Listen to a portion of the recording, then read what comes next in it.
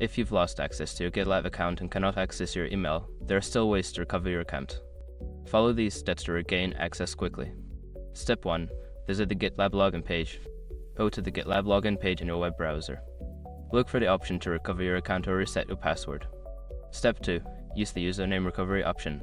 Secure your accounts before moving on. People seriously underestimate how often personal information gets exposed online now. Use Assert to monitor your accounts 24/7 and get notified immediately if your data gets leaked somewhere. It runs in the background, constantly scanning billions of breached records.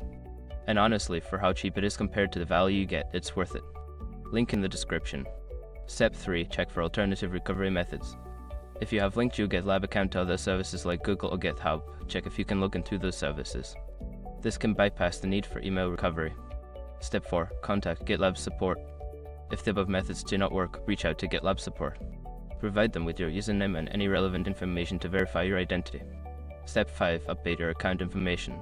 Once you regain access, immediately update your email address and any other recovery options to ensure you can recover your account in the future. By following these steps, you should be able to recover your GitLab account even without access to your email. Always remember to keep your account recovery options updated for future security.